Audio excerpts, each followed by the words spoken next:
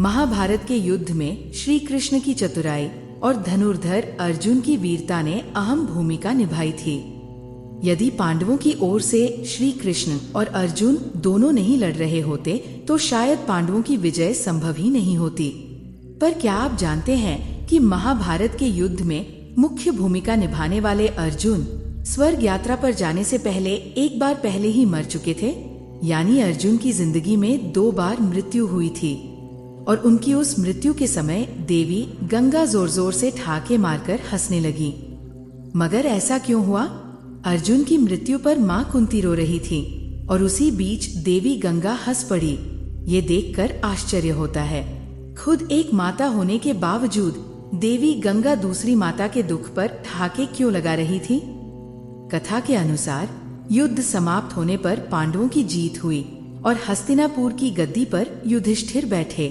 तत्पश्चात श्री कृष्ण ने युधिष्ठिर से अश्वमेध यज्ञ कराने का सुझाव दिया। युधिष्ठिर ने अश्वमेध यज्ञ आरंभ किया और अश्व को अर्जुन के नेतृत्व में रवाना किया। अब जिस दिशा में अश्व जाता उसके पीछे पीछे अर्जुन और उनकी सेना चलती रहती। इस दौरान अश्व कई राज्यों से गुजरा। जिन किन राज्यों से वो गुजरा वहां अर्जुन ने युद्ध किया। कई राजाओं ने पहले ही घुटने टेके पर कुछ ने विरोध किया।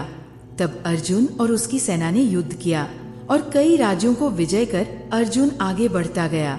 ऐसे कई राज्यों को अपने अधीन कर अर्जुन मणिपुर पहुंचा। वहां उसका सामना हुआ बब्रुवाहन से। बता दे, बब्रुवाहन अर्जुन और चित्रांगदा का पुत्र था। अपने पिता अर्जुन के राज्य में आने से वे बहुत उत्साहित थे। उन्होंने युद्ध की किसी सोच पर भी नहीं पहुंचा और पिता का स्वागत करने सीमा पर निकल पड़े। पर जैसे ही बब्रुवाहन अर्जुन को मिलने आगे बढ़े, अर्जुन ने रोकते हुए कहा कि मैं अभी तुम्हारा पिता नहीं बल्कि हस्तिनापुर के नरेश का प्रतिनिधि हूँ और क्षत्रिय धर्म के अनुसार तुम्हें भी अब मुझसे युद्ध करना चाहिए। उसी समय अर्जुन की दूसरी पत्नी उलूपी भी वहां आई और बब्रुवाहन से बोली, हे पुत्र, तुम्हें अपने पिता से युद्ध करना चाहिए। यदि तुम लड़ोगे नहीं तो तुम्हारे पिता का अपमान होगा। माता की आज्ञा पाकर बब्रुवाहन युद्ध के लिए तैयार हो गया और अर्जुन बब्रुवाहन के बीच भयंकर संघर्ष छिड़ गया। ये युद्ध लंबा चला पर किसी परिणाम पर नहीं पहुंचा। अंत में बब्रुवाहन ने कामाख्या देवी से प्राप्त दिव्य बाण का प्रयोग कर अर्जुन पर प्रहार किया, जिससे अर्जुन का सिर धड़ से अलग हो गया और अर्जुन की मृत्यु हो गई।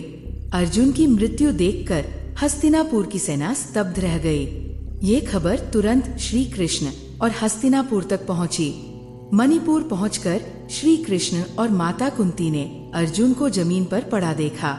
माता कुंती ने अर्जुन का सिर अपनी गोद में रखकर फूट फूट कर रोना शुरू कर दिया। उसी बीच देवी गंगा जोर जोर से हंसने लगी।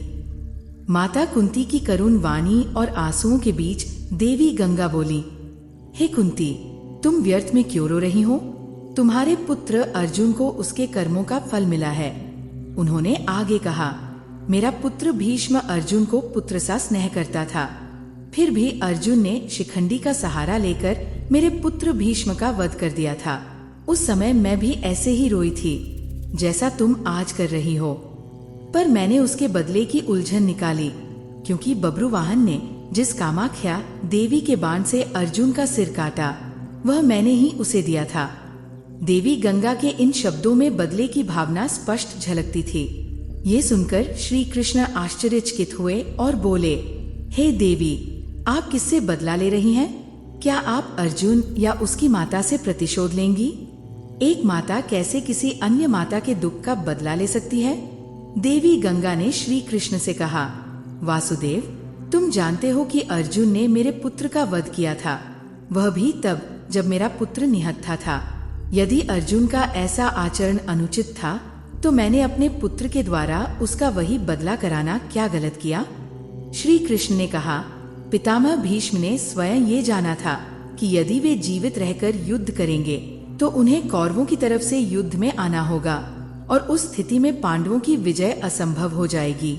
इसलिए उन्होंने स्वयं मार्ग छोड़ने का निर्णय लिया ताकि पांडवों की जीत संभव हो सके।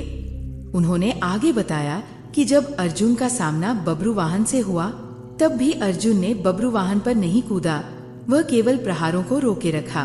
तभी बब्रुवाहन ने कामाख्या देवी का दिव्य बाण प्रयोग किया और अर्जुन का सिर अलग कर दिया।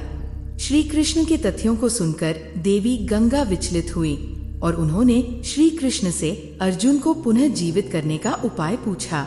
श्री कृष्ण ने कहा कि वे उनकी प्रतिज्ञा वापस लें। जब देवी गंगा ने अपनी प्रतिज्ञा ली तो अर्जुन का सिर धड़ से जोड़ दिया गया, पर तब तक अर्जुन के प्राण वापस नहीं आए थे।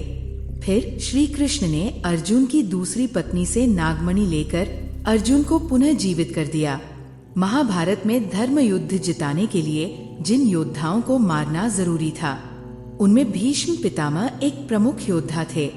पर भीष्म को मारना असंभव था क्योंकि उन्हें वरदान प्राप्त था। अतः श्री कृष्ण को एक चाल चलनी पड़ी। उन्होंने शिखंडी को युद्ध भूमि में रखा। भीष्म शिखंडी को स्त्री समझकर हथियार नहीं चलाते थे। अर्जुन ने उसी मौके का उपयोग कर भीष्म पर तीरों की वर्षा कर दी। भीष्म बाणों की शया पर पड़े। भीष्म की यह दशा देखकर उनकी माता गंगा को बहुत क्रोध आया। उन्होंने अर्जुन को श्राप दिया कि उसकी मृत्यु उसके ही पुत्र के हाथों होगी। कुछ समय बाद जब वही हुआ और अर्जुन की मृत्यु उसके ही पुत्र बब्रुवाहन के हाथों हुई तो माँ गंगा जोर जोर से हंसने लगी। कथा कहती है कि माँ गंगा ने ही बब्रुवाहन को भ्रमित किया ताकि वह अपनी क्रोधनिष्ठ प्रतिक्रिया में अपने पिता का सिर काट दे। पर बाद में अर्जुन की एक पत्नी और श्री कृष्ण की मदद से अर्जुन को जीवित किया गया और बब्रुवाहन को भी माँ गंगा की माया से मुक्त किया गया। दोस्तों, आपको ये कथा कैसी लगी? कृपया कमेंट करके बताइए। यदि वीडियो पसंद आया हो तो लाइक करें और ऐसी ही और कहानियाँ सुनने के लिए चैनल को सब्सक्राइब जरूर करें। धन्यवाद। सब्सक्राइब टू महाकहानियाँ, नई कहानियाँ हर दिन।